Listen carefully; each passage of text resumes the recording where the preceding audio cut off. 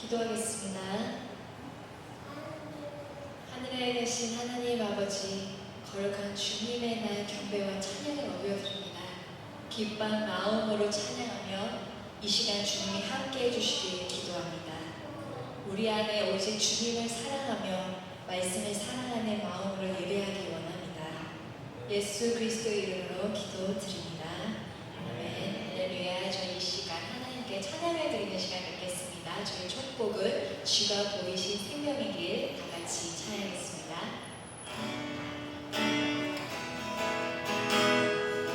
다 같이 찬양하겠습니다.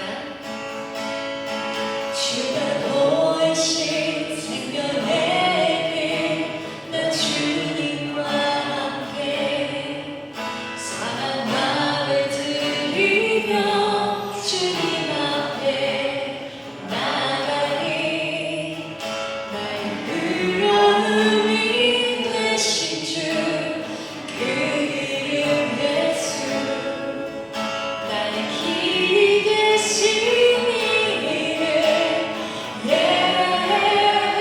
예수. 다시 한번 찬양할까요?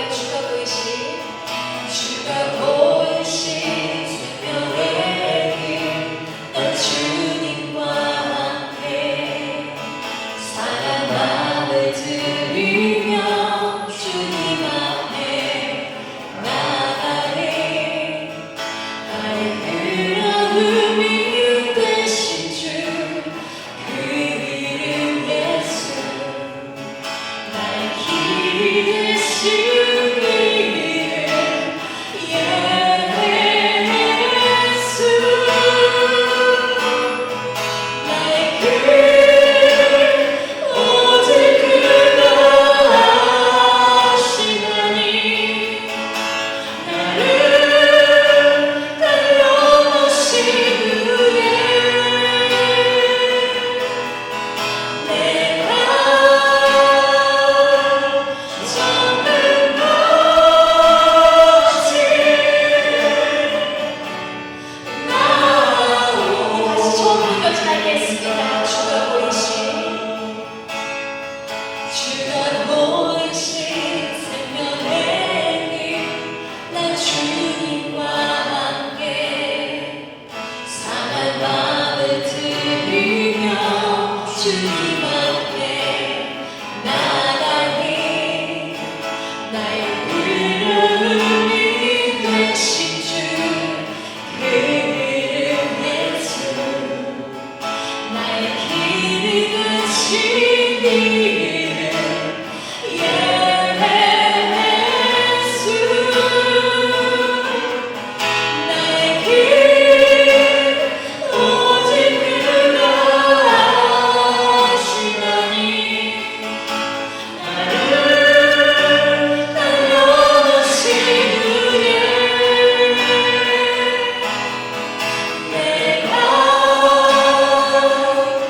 잡는 것이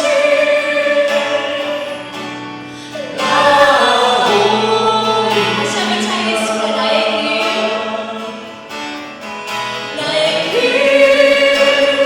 오직 그가 아시나니, 나를 달려오신 후에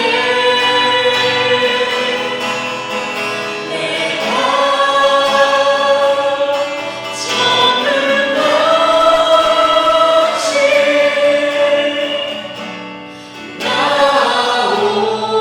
나오리라. 아멘. 바로 이어서 다 같이 구주의 십자가 보혈로 박수 치면서 찬양했습니다.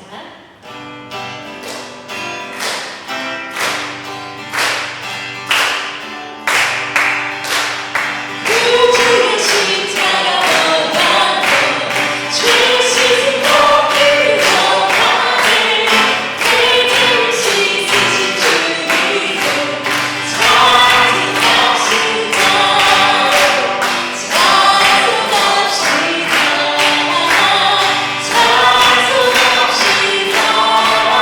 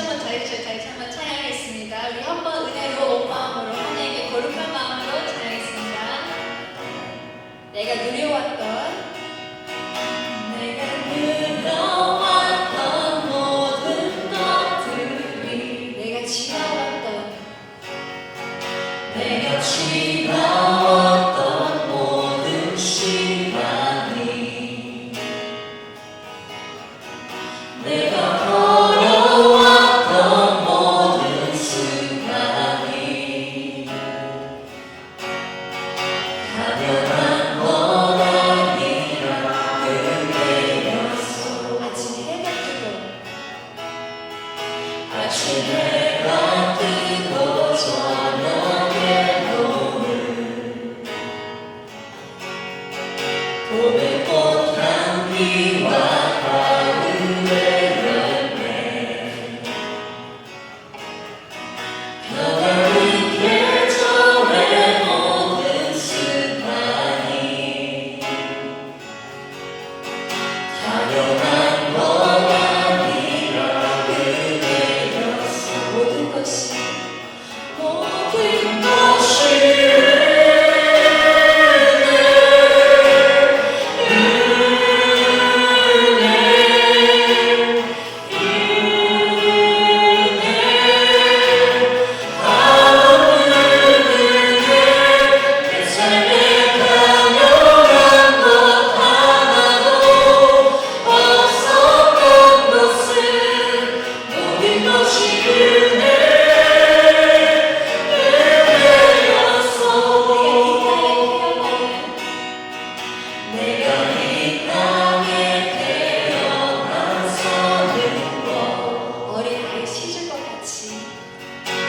어린아이 시절과 지금까지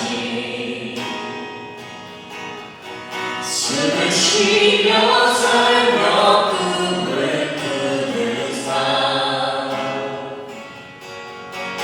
당연한 것 아니라 은혜였어. 내가 하나님의 자녀로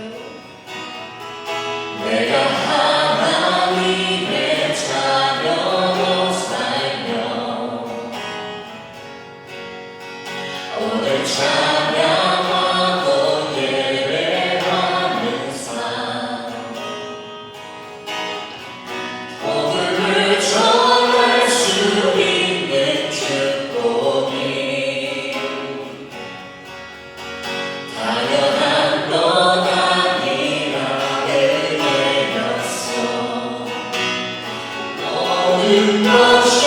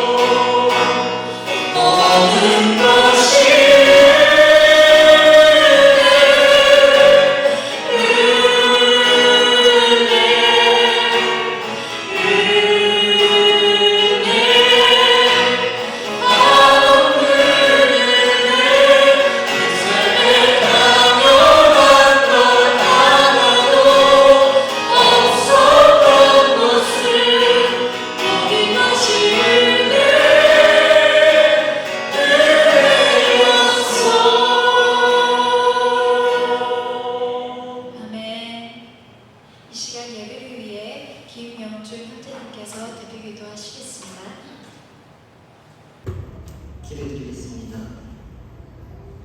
사랑의 하나님 아버지, 오늘 이곳에 모여서 주님을 찬양하고 예배를 드릴 수 있게 해주시면 감사드립니다. 지난 한 주 동안 저희는 알게 모르게 많은 죄를 지었습니다. 주님 없이 아무것도 아닌 저희 자신을 내려놓지 못하고 세상의 것만을 쫓는 어리석은 삶을 살았습니다. 이 시간 주님 앞에 회개하오니 내 자신의 나약함을 알고 다시 주님의 품으로 돌아와 주님과 함께 동행하며 살게 하여 주옵시고 저희 자신을 내려놓고 오직 주님이 주가 되시는 삶을 살 수 있도록 도와주시옵소서. 오늘 목사님을 통해 전해주실 말씀을 온전히 이해할 수 있도록 모든 순간 함께하여 주시고 매 순간 주님의 말씀대로 살아갈 수 있도록 도와주시옵소서. 저희 교회가 주님의 말씀을 마음에 새기고 주님과 연합된 삶을 살며 저희가 원하는 삶이 아닌 구원을 향해 나아가는 삶을 사는 진정한 성도들로 가득한 교회가 되게 하여 주시옵소서. 이 모든 말씀을 예수 그리스도의 이름으로 기도드립니다. 이 시간 함께 묵상하시겠습니다. 여호와는 나의 목자시니 내가 부족함이 없으리로다. 그가 나를 푸른 초장에 두이시며 쉴만한 물가로 인도하시는도다. 내 영혼을 승승시키시고 자기 이름을 위하여 의의 길로 인도하시는도다. 내가 사망의 음침한 골짜기로 다닐지라도 해를 두려워하지 않을 것은 주께서 나와 함께 하시니라. 주의 지팡이와 막대기가 나를 안위하시나이다. 주께서 내 원수의 목전에서 내 예산을 베푸시고 기름으로 내 머리에 바르셨으니 내 잔이 넘치나이다. 나의 평생의 선하심과 인자하심이 정녕 나를 따르더니 내가 여호와의 집에 영원히 거하리로다. 아멘. 우리 시간 다 같이 일어나셔서 사도신경 함께 고백하시겠습니다. 앞에 나와 있는 PPT 청취하셔서 사도신경 신앙 고백 함께 하시겠습니다. 전능하사 천지를 만드신 하나님 아버지를 내가 믿사오며 그 외아들 우리 주 예수 그리스도를 믿사오니 이는 성령으로 잉태하사 동정녀 마리아에게 나시고 본디오 빌라도에게 고난을 받으사 십자가에 못 박혀 죽으시고 장사한 지 사흘 만에 죽은 자 가운데서 다시 살아나시며 하늘에 오르사 전능하신 하나님 우편에 앉아 계시다가 저희로서 산 자와 죽은 자를 심판하러 오시리라. 성령을 믿사오며 거룩한 공예와 성도가 서로 교통하는 것과 죄를 사하여 주시는 것과 몸이 다시 사는 것과 영원히 사는 것을 믿사옵나이다.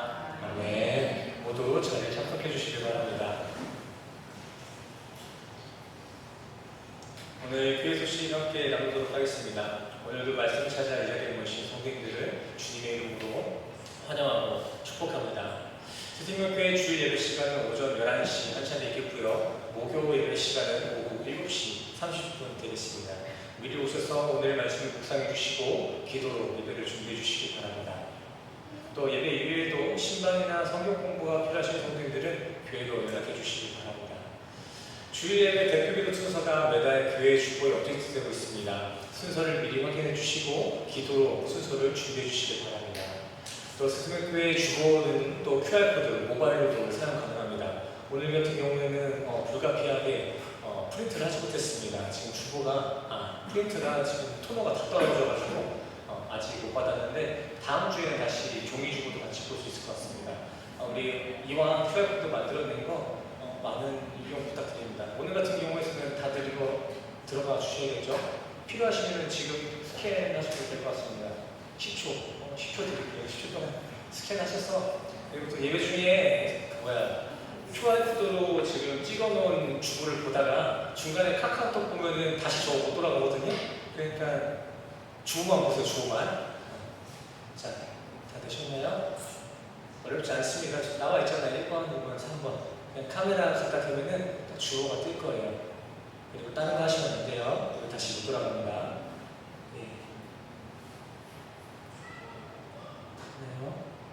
다음 주에 조금 잘 준비해 보도록 하겠습니다. 또 그리고 선생님교회 예배는 현장 예배뿐만이 아니라 온라인에서도 지금 예배로 드려지고 있습니다. 이민사회다 보니까 출장이 잡기도 하고 또 아이들 방학 때는 한국에 나가야 되는 여러 가지 사정들이 있는 것 같은데 현장에서 예배를 못 드렸다고 해도 우리 각자 계신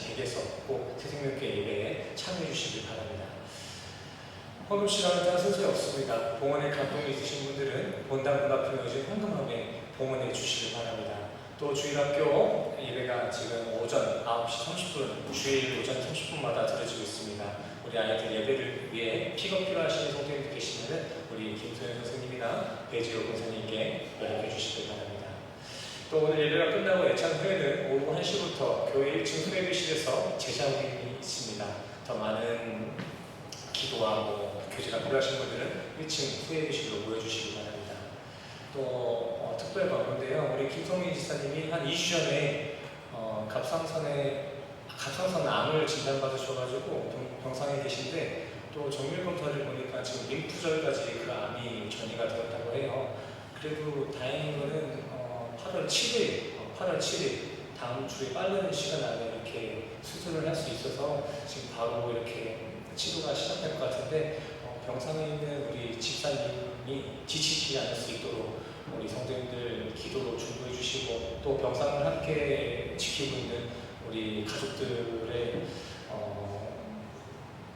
가족들을 위해서 우리 성도님들 함께 중보해 주시기 바랍니다. 8월 7일날 수술하신다고 하시니까 문자로도 연락 한 통 남겨주시고 또 기도로 중보해 주시기 바랍니다. 네, 우리 시간 설교 말씀 보시기 전에 하나님의 사랑에 함께 찬양하시면서 서로를 축복하고 우리에게 허락하신 복음 말씀 보도록 하겠습니다. 먼저 하나님의 사랑에 함께 찬양하시겠습니다.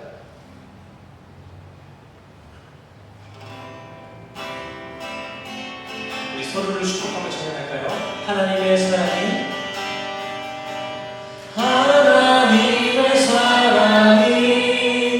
당신의 삶 가운데 가득하기를 축복합니다.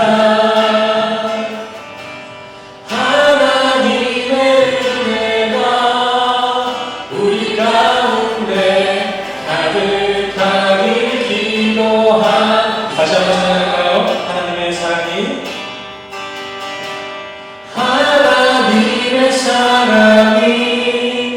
당신의 삶 가운데 가득하기를 축복합니다. 하나님의 은혜가 우리 가운데 가득하기를 기도합니다. 가득하기를 기도합니다. 가득하기를 기도합니다.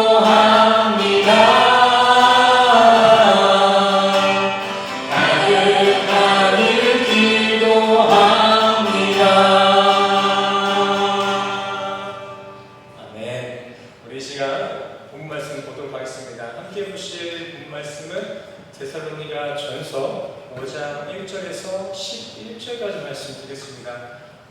오늘 함께 보실 본 말씀은 데살로니가 전서 5장 1절에서 11절까지 말씀드리겠습니다. 제가 첫 구절 읽고 그 다음 구절 성도님들 교독해서 따라와 주시기 바랍니다. 교독하시겠습니다. 형제들아, 때와 시기에 관하여는 너희에게 쓸 것이 없음은 2절 시작.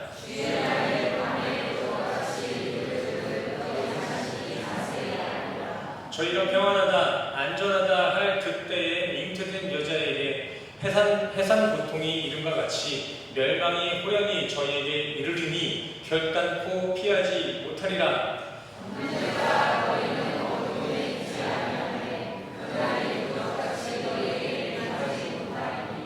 너희는 다 빛의 아들이요 낮의 아들이라. 우리가 밤이나 어둠에 속하지 아니하나니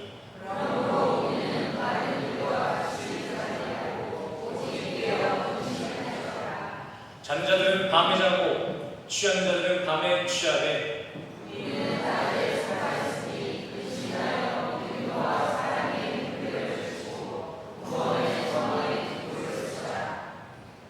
하나님이 우리를 세우심은 노하심에 이르게 하심이 아니요 오직 우리 주 예수 그리스도로 말미암아 구원을 얻게 하신 것이라.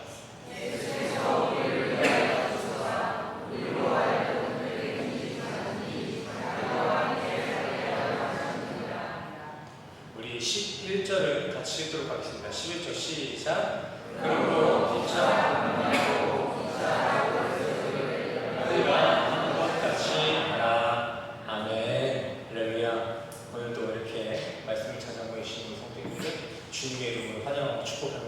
우리 옆사람과 인사하고 본 말씀 봤으면 좋겠습니다. 옆사람과 인사하겠습니다. 오늘도 잘 오셨습니다. 주님의 이름으로 환영하고 축복합니다. 네, 이제 8월이 시작되니까 조금씩 이제 성도님들이 들어오기 시작하셨네요. 반갑습니다.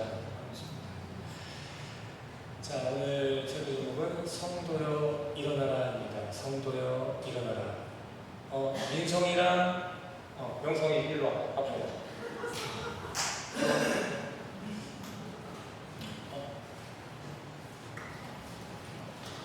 자, 휴지 좀 줘요. 삼켜. 별거 아닌데 별거야 이게, 알지? 오늘날 참 많은 사람들이 다시 오실 주님의 때와 장소를 예언하곤 합니다.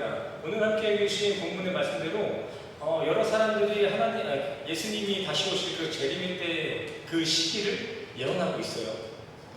그의 대표적인 예로 이스라엘 성전이 다시 재건될 때, 혹은 또 미 전도 지역에 성경책이 모두 전달될 때, 또는 큰 지진이나 역병이 세계에 창건할 때 재림이 일어난다는 등 참 여러 가지 내용들로 예수님의 재림을 예언하고 있습니다.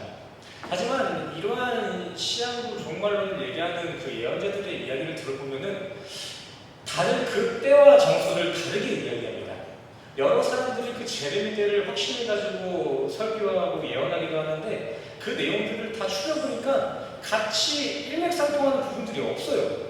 누구는 1992년도에 그랬을 것이다 라고 돼 있고, 2050년도에 그랬다, 어디는 이스라엘이다, 아니다, 선택받은 민족은 한국이다 하는데, 이렇게 다들 재림의 때에 있어서는 다 다른 의견을 이야기하고 있습니다. 각자가 특별한 계시를 받아서 알게 됐다고 하고, 또 성경적으로 재림의 때를 예측하고 있다고 하는데, 정작 그 예언들은 하나로 맺혀지지 않는다는 것입니다. 같은 천국, 같은 재림을 꿈꾸면서도 각자가 그 때와 장소에 대해서 얘기가 너무 다르게 나오고 있어요. 왜 그런 걸까요? 왜 그런 걸까요? 그 하나님의 때는 하나님이 주관하시는 하나님만의 때이기 때문입니다. 암만 요즘 세상의 판도가 흉흉하게 돌아간다고 할지라도 이렇게 단순한 자연재해나 질병으로 재림의 날을 예언한다는 것은 조금 위험한 신앙일 수도 있습니다. 막말로 지금 일어나고 있는 재해들로 재림을 예측한다면 요즘 큰 지진 많이 일어나지만 이러한 커다란 지진들은 몇천 년 전부터 일어나고 있었고요. 또 기근이나 가뭄도 한참 전부터 고대시대 때부터 일어나고 있었습니다.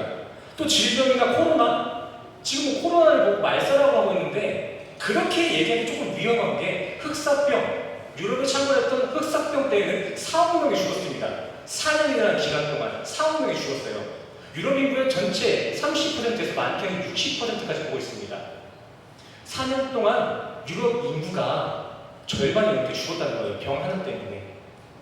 적어도 그 정도나 규모를 생각해보면 지금 코로나가 저 흑사병 때 같이 심각하지 않았다는 거예요.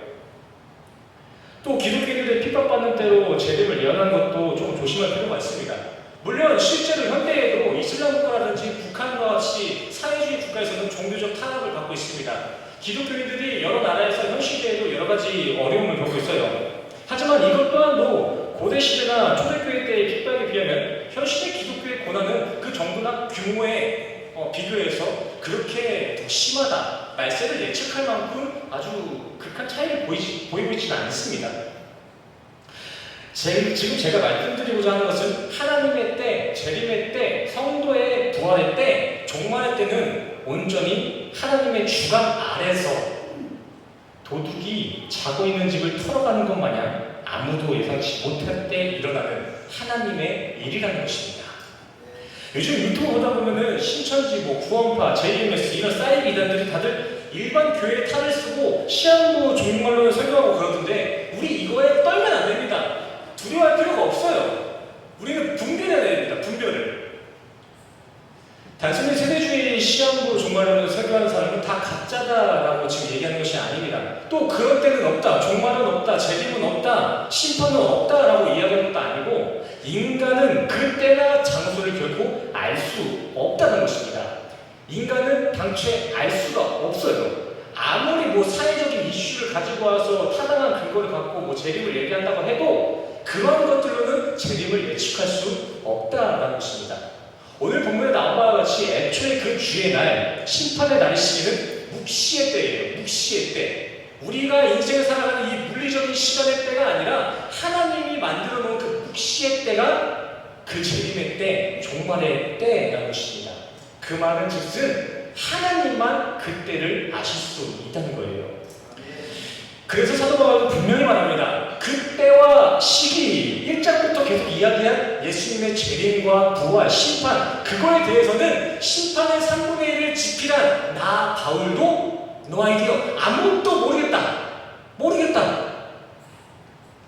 너희도 누누이 말씀을 들어서 아시다시피 그때는 아무도 모른다라고 이야기하고 있는 것입니다. 또 바울은 이러한 종말의 때를 아이를 가진 여인이 해산을 할 때로 비유하고 있는데 이것도 우리가 우리의 상식대로 비유하면 안 됩니다. 또 어떤 사람은 너무 이렇게 다른 사람을 이렇게 비꼬는 것 같아서 좀 죄송스럽긴 하지만 근데 하신 말씀이니까 제가 이렇게 드러내겠습니다. 어떤 사람은 뭐 임신의 때가 몇 주 남았는지 알지? 그러니까 좀 더 조심해라. 이런 식으로 문제적인 해석을 해나가면서 그 재림의 때를 예측하는 경우도 있는데 그거는 우리 상식선의 성경의 해석입니다. 현 시대에는 아이를 가지면 초음파로 정확한 확인이 가능하고 또 간이 테스트기가 있어서 그 임신 여부를 알 수가 있습니다. 또 뿐만 아니라 이 아이가 몇 주가 됐는지, 아이가 지금 잘 크고 있는지, 어떻게 생겨먹었는지, 또 언제쯤 출산할지를 거의 정확하게 맞출 수가 있습니다.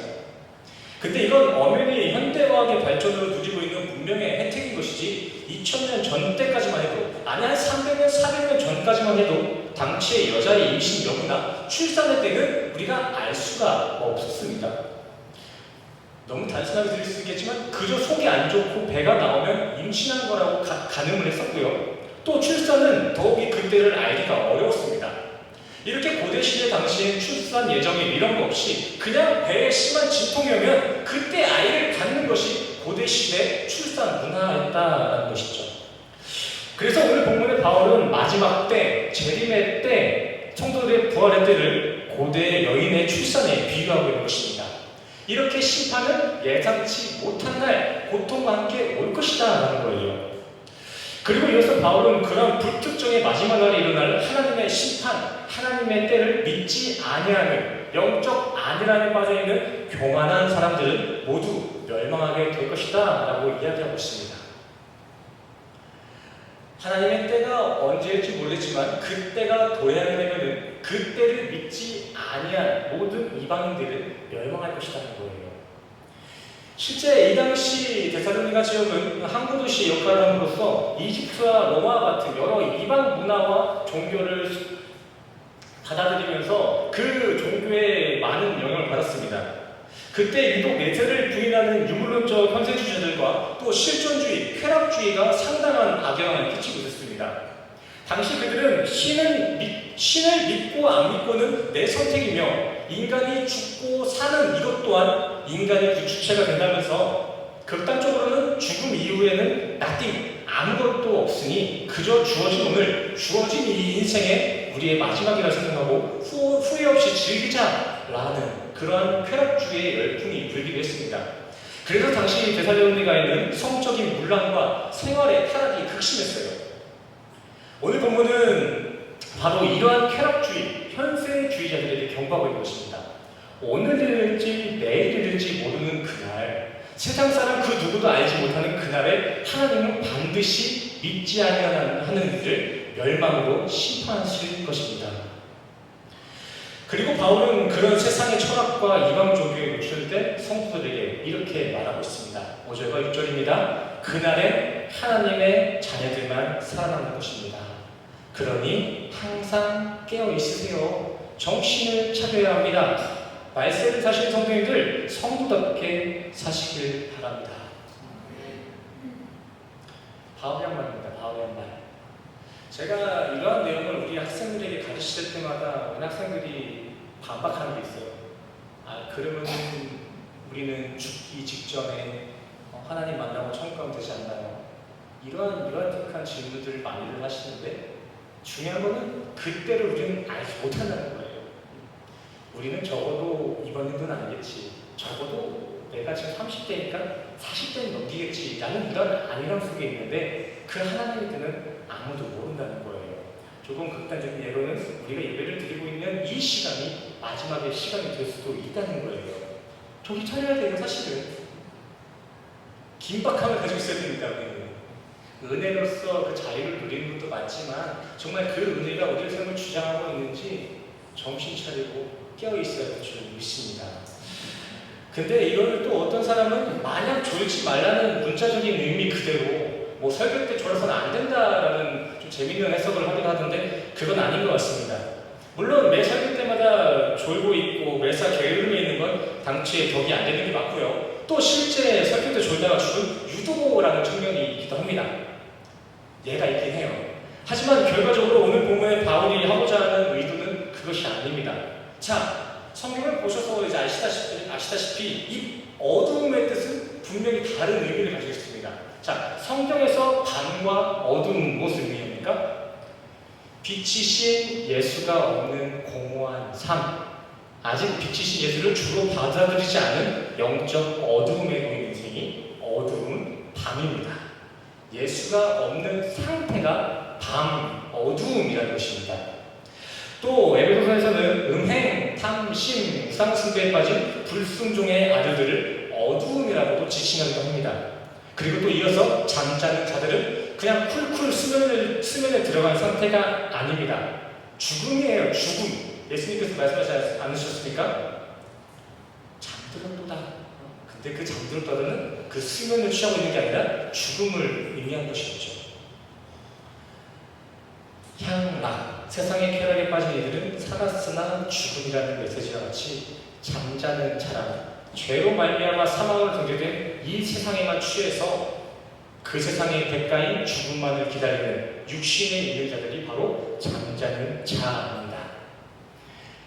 에베소서 5장 14절 말씀에서 보시면 바울은 잠자는 자를 죽은 이들과 같은 선상에 두고 있습니다. 자, 내용들을 정리해보자면 그렇게 예수 없는 어두운 밤을 취하는 이들, 세상이라는 이 어두움에 중독되어 빠져나오지 못하고 이 세상 어두움에 그저 평안함을 누리는 이들이 바로 밤에 잠을 자는 자들입니다. 이해가 되시나요? 안 돼요? 어둠과 밤에 대해서 좀 개념을 잘 짚어가실 필요가 있어요. 오늘 본문은 그러한 영적 어두운 밤에 잠을 취하고 있는 이들에게 여인의 출산 때와 같이 밤에 든 도둑 때와 같이 아무도 알 수 없는 날 하나님의 심판, 멸망이 도래할 것을 지금 경고하고 있는 것입니다. 자, 한번 생각해 보시기 바랍니다. 노아의 홍수가 어떨 때에 일어났나요?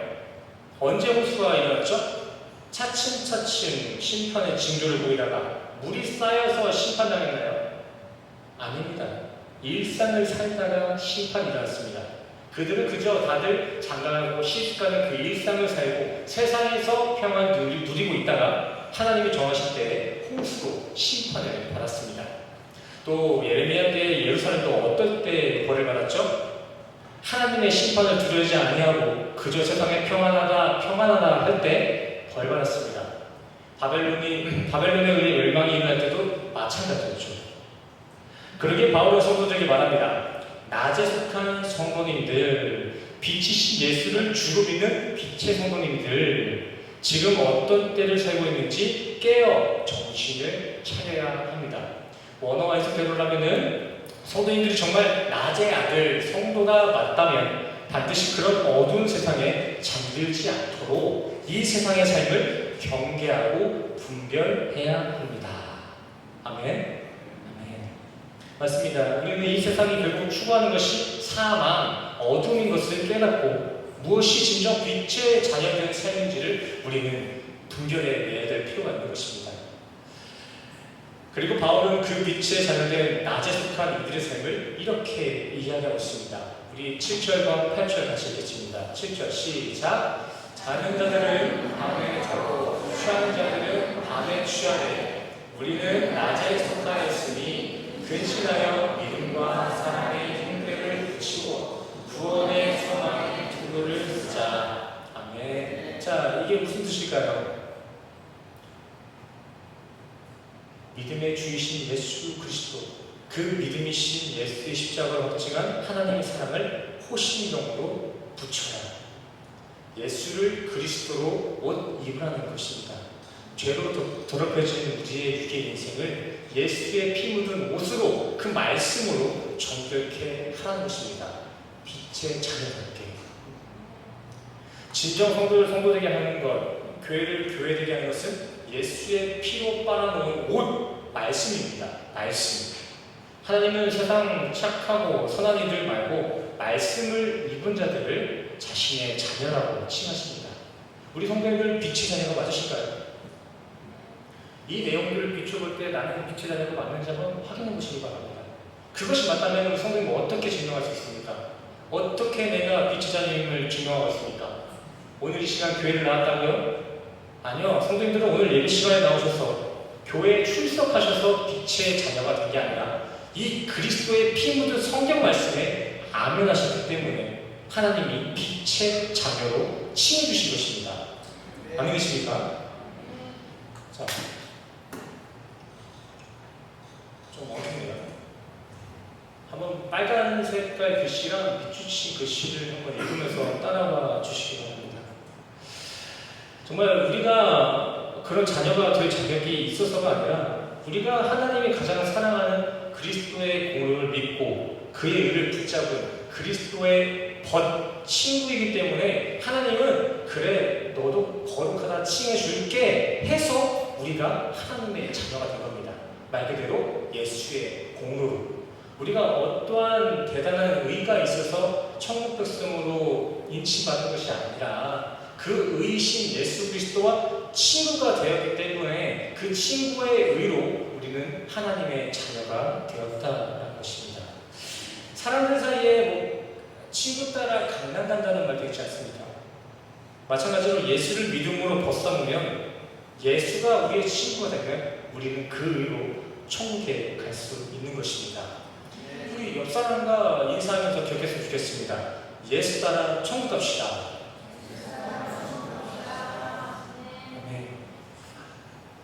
사도 바울은 이렇게 우리 성도들에게 구원의 소망의 투구를 써서 빛의 자녀된 삶을 살아내라 라고 지금 이야기해 주고 있습니다. 자, 그렇다면 구원의 소망의 투구란 무엇입니까? 직역하자면 투구로서의 구원의 소망입니다. 자, 현실적 우리는 인간의 사망을 어떻게 기준하고 있죠? 어떨 때 이 사람은 죽었다라고 지금 의사가 이렇게 명명하나요? 우리 드라마 많이 보지 않았습니까? 병실에 있는 그 심전도 기계에 플랫 그 라인이 쭉 삐 소리가 나면은 그때 의사가 몇 월 며칠 몇 시에 이성훈님 우리 민성이 죽었습니다. 사망했습니다. 이렇게 명명하지 않나요? 한마디로 심장이 멈추면 우리 사람들은 사망했다라고 이렇게 정의합니다. 근데 제가 자료들을 좀 찾아보니까 고대시대 당시 사람들은 심장보다 이 머리에 생명의 주축을 두고 있더라고요. 또 당시에는 영혼도 이 심장과 머리 안에 깃들어 있다라고 좀 머리에 비중을 많이 두고 있었습니다.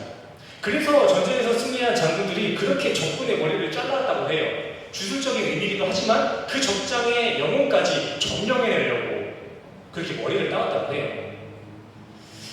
바울이 정확히 이러한 이 의도를 가지고 투구를 쓰라고 했는지는 정확하지 않지만 적어도 당시 이러한 배경들을 생각해보면 바울의 구원의 소망의 투구를 쓰라는 의도에는 보다 깊은 의미가 담겨져 있었던 것 같습니다.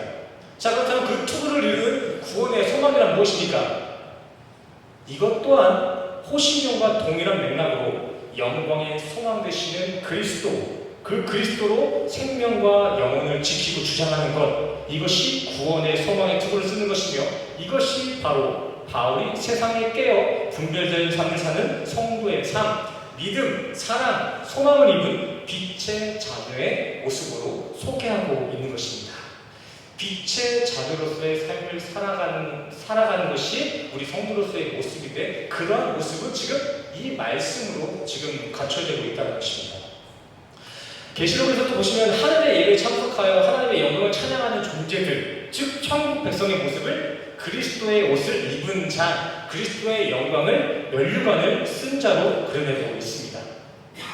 오늘 본문의 바울은 말 그대로 정말 너희가 빛이신 예수께서 예수 안에 속해 나의 자녀가 됐다면 그 자녀답게 어두운 세상에 함몰되지 말고 세상에서도 그 빛을 바르는 천국 백성의 삶을 살아라 라고 지금 이야기하고 있는 것입니다. 조금 더 차순에 맞게 의역하자면 정말 우리가 창세전부터 약속된 구원받은 약속의 자녀가 맞다면 우리는 이 삶 속에서 그 빛을 발할 수밖에 없는 인생을 살 수밖에 없다는 것입니다. 우리가 빛을 만들어내서 하나님의 자녀임이 증거되는 것이 아니라 하나님이 창세 전부터 약속하신 그 언약의 대상이 우리가 맞다면 그러한 언약의 대상인 우리의 삶에는 반드시 예수 그리스도의 빛이 전달되는 삶이 나타날 수밖에 없다는 것입니다. 어떻게 우리가 그 빛의 자녀된 삶을 살아나게 될까요? 어떻게? 우리가 세상에 선행해서 좀 더 선해보려고 발부둥쳐서 만들어내는 것이 아니라 그리스도의 십자가로 그분이 우리를 세우셔서 우리는 빛의 자녀의 삶을 살아갈 수 있고 장차 마주할 그날 영광의 주님과 부활할 수 있는 것입니다. 우리가 특출난 신앙을 가지고 있어서가 아니라 그분이 십자가로 그 일을 완성해놓고 우리 안에 들어오셨기 때문에 우리는 주님의 때 부활할 수 있다는 것이죠. 우리는 이러한 부활 소망이 있고 지금도 그 그리스도의 열심이 우리의 인생을 성실하게 운행하고 있기 때문에 우리는 어떠한 상황 속에서도 항상 기쁨으로 기도할 수 있고 감사할 수 있는 것입니다. 아멘이십니까?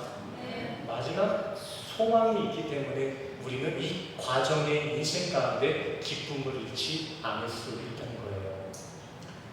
성령들, 이렇게 천국 소망을 가지고 기쁨 속에 살아가는 것이 빛의 자녀된 삶이며 이것이 곧 하나님의 뜻인 줄 믿습니다. 하나님이 이러한 기쁜 뜻을 가지고 우리의 삶을 주관하고 있습니다. 우리를 부활시키겠다는 그 기쁜 뜻을 가지고 우리의 삶을 주관하고 있다고요. 우리가 우리의 삶을 주관하고 있고 주관자가 된 게 아니라 우리의 삶은 하나님이 주관해서 견인하고 있다는 것입니다. 어떠한 의도를 가지고 기쁜 뜻, 구원하겠다는 기쁜 뜻을 가지고 그러기에 우리는 그런 하나님의 기쁜 뜻에 우리의 삶을 맡기고 기도하면 되는 것입니다. 어떤 일이 있을 때마다 넘어지고 자빠지고 할 게 아니라 그러한 일 또한도 하나님이 우리를 구원으로 견인하고 있음을 깨닫고 그 시간 속에서도 우리는 분명한 뜻을 발견할 수 있어야 된다는 것입니다. 기도하면 되는 거예요. 기도하면. 그래서 기도하면 되는 거예요. 그러면 하나님은 반드시 자신의 자녀된 성도의 삶을 거룩하고 흠없이 보존해 주실 줄 믿습니다. 믿고 기도로 인내하면 그러한 하나님의 자녀의 삶은 아비된 하나님께서 가장 좋은 길로, 가장 안전한 길로 인도하신다는 것입니다. 우리에게 이 믿음이 있어야 되는 거예요. 이러한 믿음이 있으면 죽음이 두려울 수가 없는 거예요. 이러한 믿음이 있으면 우리에게 나타나는 세상의 힘든 역경과 고난이 두렵지가 않을 수 있는 것입니다. 왜요? 하나님이 지켜주시니까요. 하나님. 우리 같이 이 고백하고 예배를 마쳤으면 좋겠습니다. 함께 고백하겠습니다. 말세는 기도로 준비하는 것입니다. 말세는 말씀으로 준비하는 것입니다. 우리 옆 사람들과 인사합시다. 말씀은 기도로 준비하고 말씀으로 준비하는 것입니다.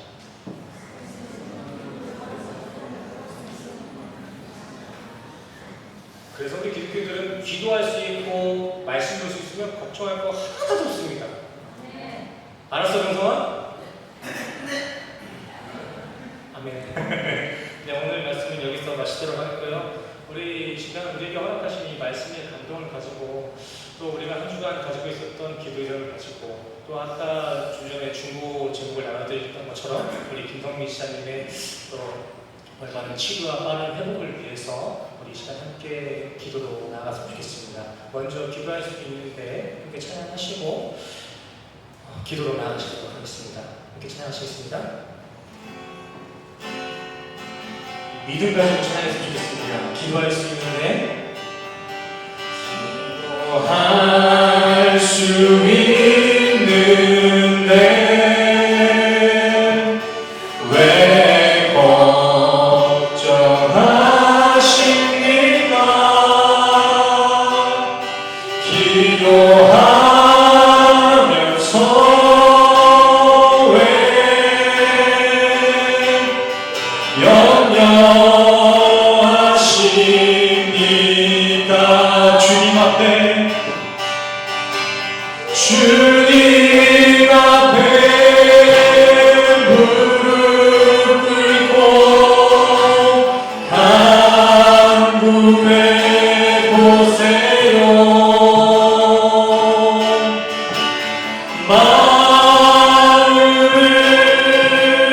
정결하게 힘을 다하여 기도할 수 있는데 왜 손하십니까? 기도하면서 왜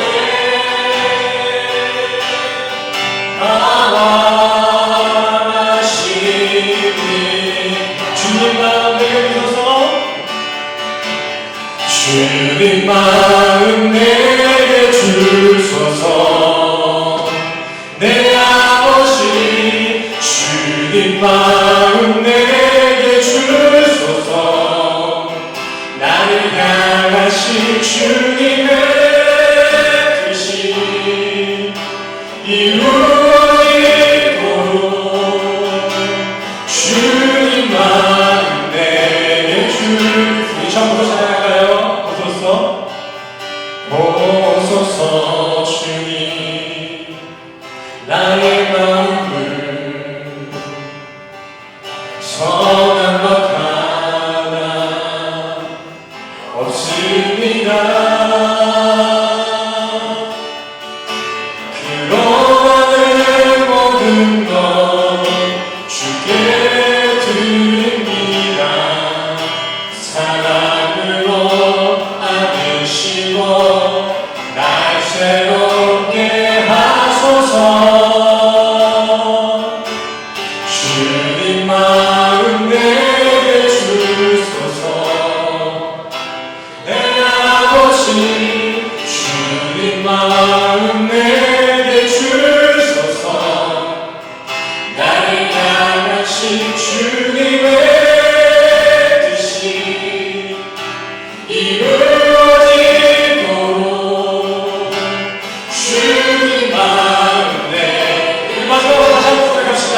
주님 마음 내게 주셔서 주님 마음 내게 주소서. 내 아버지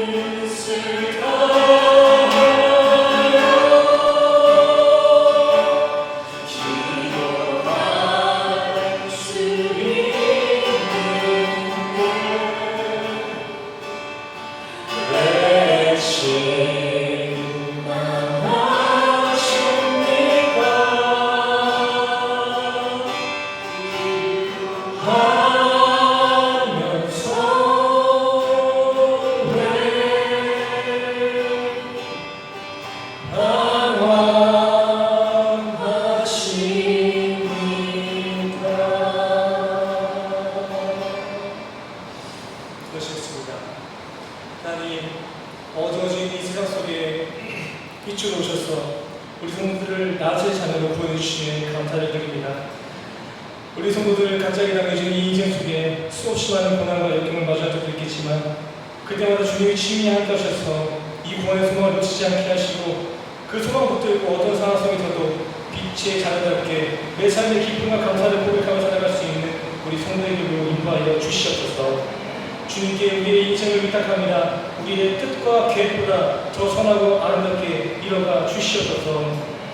주님, 또한 이 시간 자기 없는 우리를 조건 없이 사랑해 주시고 구원해 주신 주님의 은혜에 감사하여서 주님 앞에 각자의 모양으로 감사와 기쁨의 예물로 봉헌하는 이들이 있습니다. 주님께서 누구보다 그들의 봉헌의 중심과 삶의 사정을 깊이 관찰하고 계신 줄 알고 있사오니 그들의 고백을 주님으로 음행하시고 또 그들의 삶을 하나님의 방법으로 가장 좋은 길로 인도하여 주시옵소서. 이제 다시 세상의 한 주간을 살아갑니다. 우리 성도들에게 주어질 이 한 주 성령이 친히 함께 하셔서 세상의 화려한 빛을 따라 살아가지 않게 하시고 온전히 진리의 빛이신 예수 그리스도의 말씀에 순종하며 살아가는 빛의 자녀의 한 주로 인도하여 주시옵소서.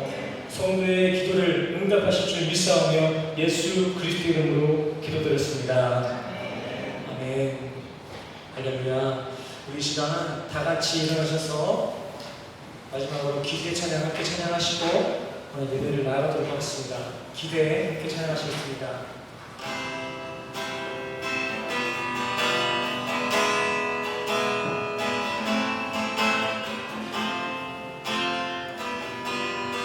주 안에 우리 하나 주 안에 우리 하나 모습은 달라도 예수님 한 분만 바라네. 사랑과 선행으로 서로 격려해 따스한 흘러보는 너라이 주님 우리 안에 함께 하시니 영제자에게 기쁨과 슬픔 느끼네. 내 안에 있는 주님 모습 보네. 그분 기뻐하시네. 믿음으로 찬양합시다. 주님 우리를 통하여서 주님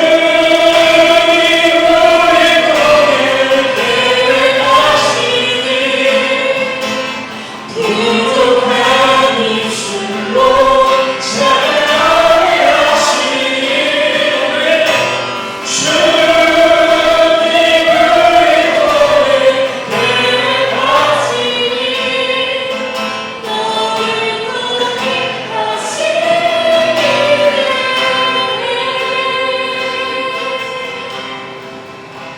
아멘. 우리 시간 다 같이 가슴에 손을 얹으시고 가슴에 손을 얹으시고 함께 축도로 나아가도록 하겠습니다. 축도하시겠습니다. 지금은 우리 예수 그리스도의 은혜와 십자가로 확증하신 하나님의 사랑과 하나님의 영이신 성령님의 교통하심이 오늘 이 시간 진노의 자식에서 벗어나 빛의 자녀가 되길 소원하는 우리 모든 성도님들의 머리머리 위에 지금부터 영까지 함께 하시기를 간절히 축원합니다.